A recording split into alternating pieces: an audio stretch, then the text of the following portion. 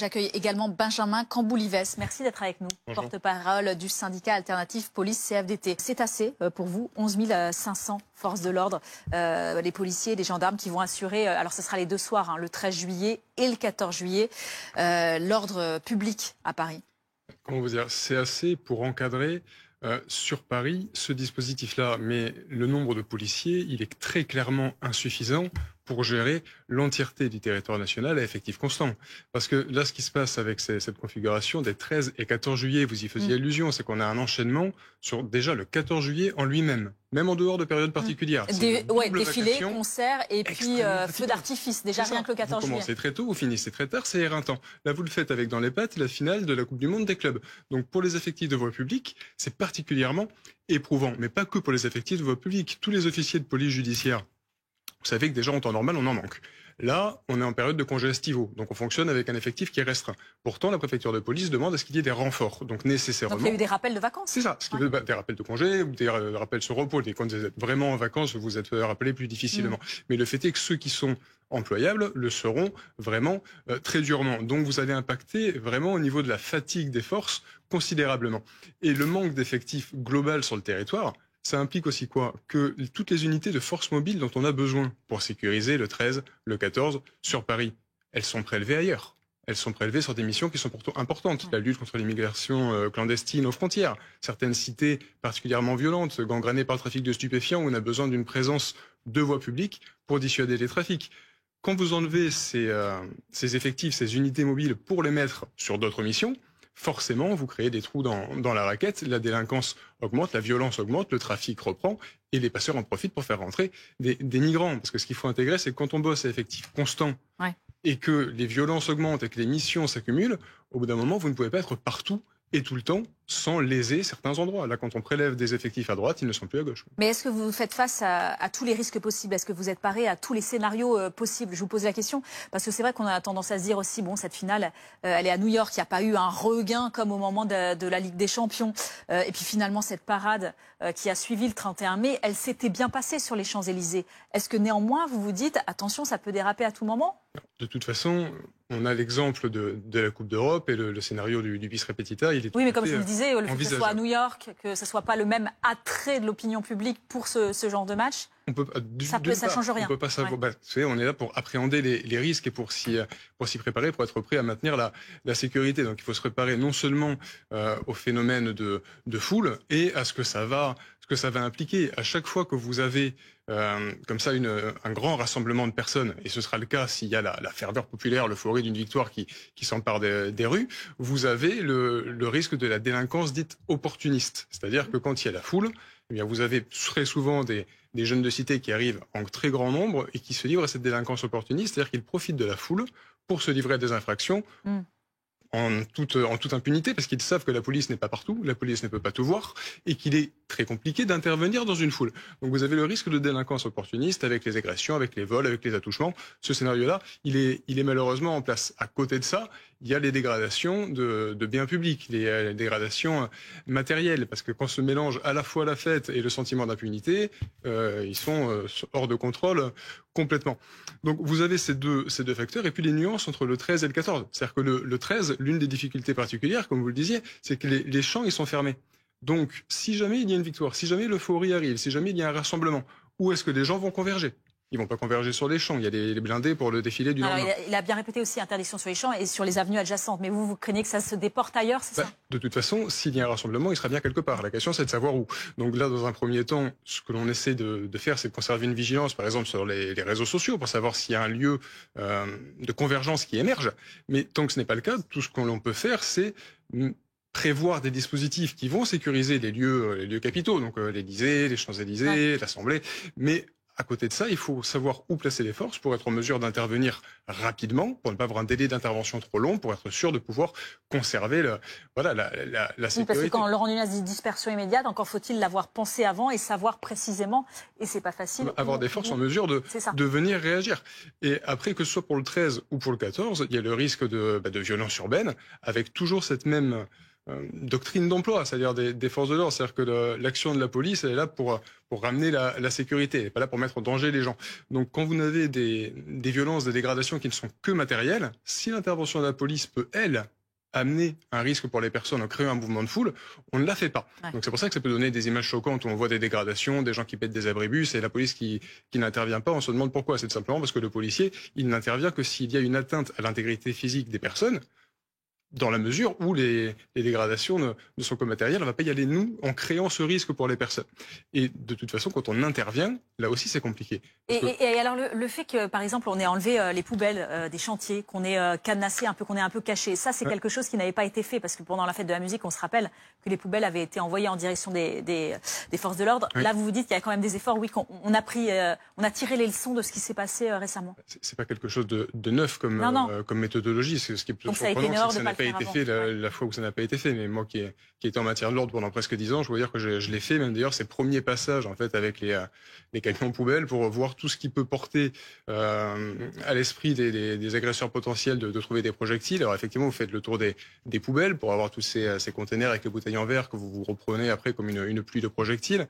Il y a tous les chantiers qu'il faut verrouiller pour les gravats qui traînent. Il y a un travail en amont effectivement pour minimiser les risques qu'il faut mener, bien entendu. J'accueille également avec beaucoup de plaisir Benjamin Cambouli. Soyez le bienvenu, porte-parole d'Alternative Police CFDT. Bonjour, merci. Beaucoup de sujets évoqués avec vous. On va aussi un peu parler du 14 juillet. Mais revenons à ce qui se passe en Grèce, qui est possible ailleurs et pas chez nous. Marine Le Pen a réagi. Regardez, et de telle manière d'ailleurs sur le réseau X.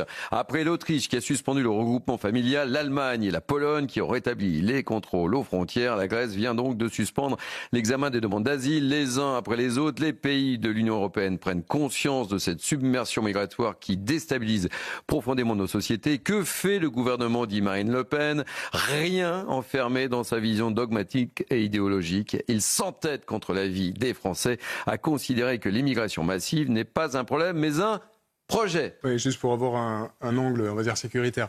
Quand vous accueillez des gens en trop grand nombre pour pouvoir les assimiler, bien, ces personnes, elles s'écartent des valeurs de la République. Là, ce qui se passe, c'est effectivement cette distinction de base entre ceux qui sont réellement persécutés, qu'on avait l'honneur et le devoir d'accueillir, c'est-à-dire de les loger, de leur amener une formation. Sauf que quand vous rajoutez à tout ça l'immigration climatique et purement économique, c'est absolument impossible et on est débordé. Et le parc, c'est le cas.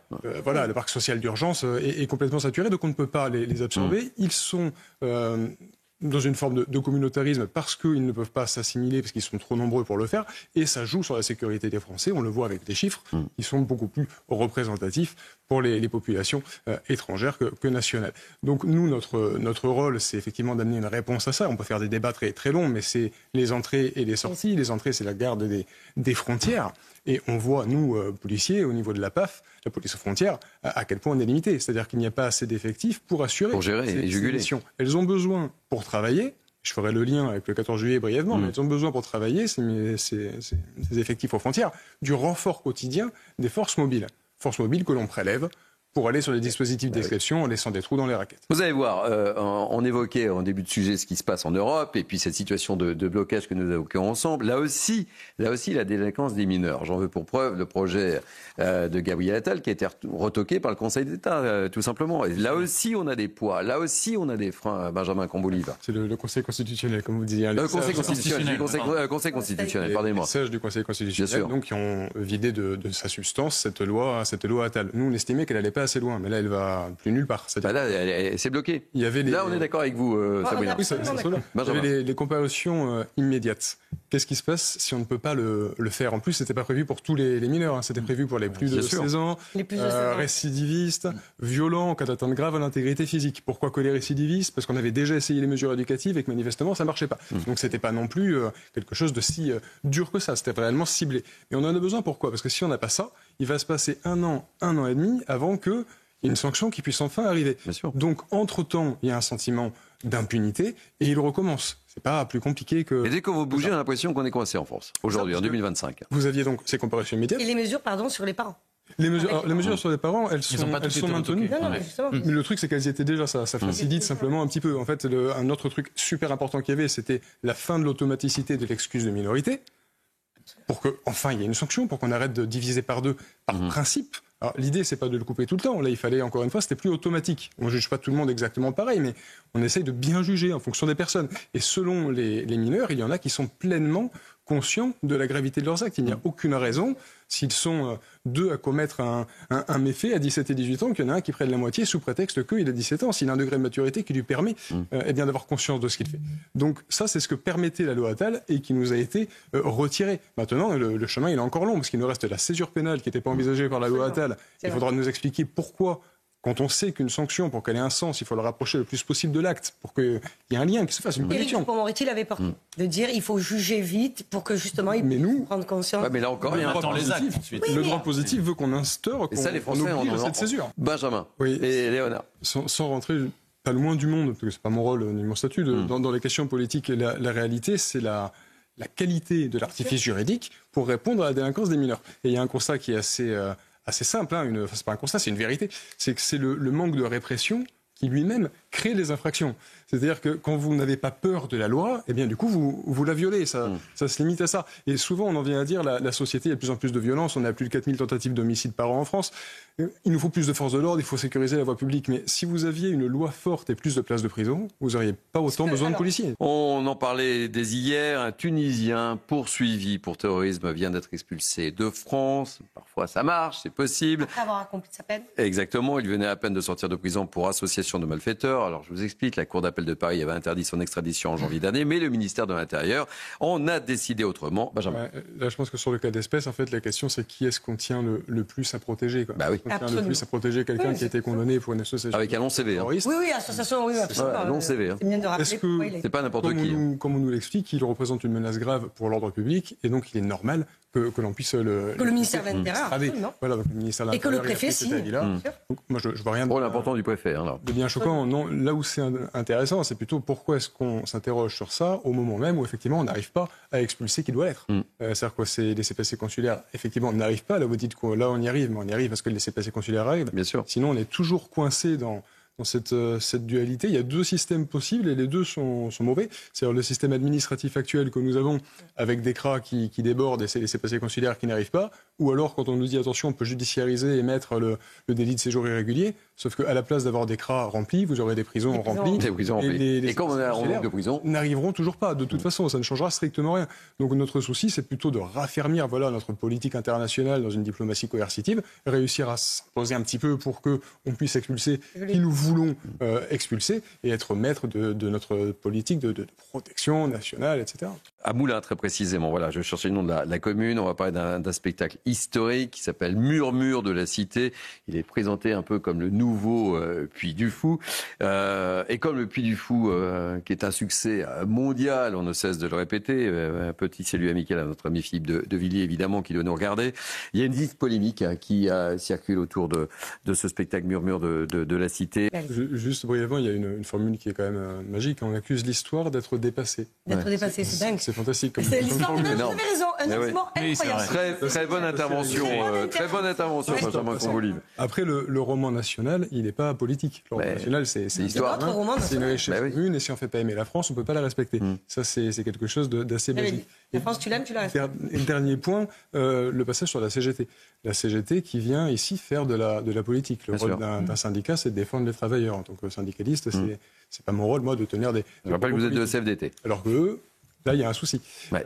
Et très clairement, c'est pas la première fois. La CGT, il y a pas longtemps, commentait un cas avec Amir qui avait été interdit de se produire. Bien sûr. On va parler également de ce 14 juillet et qui sont placés sous haute sécurité, encore une fois, et c'est ça qui est un peu dommage aujourd'hui en 2025, mais c'est comme ça, il faut s'y habituer. Quelques 11 500 policiers, gendarmes et pompiers vont être mobilisés à Paris et sa petite couronne. Donc des dispositifs maximum de mise en place. Voilà, on en est en 2025. Mon cher Benjamin Convolive, vous êtes inquiet? Vous craignez le pire ou pas?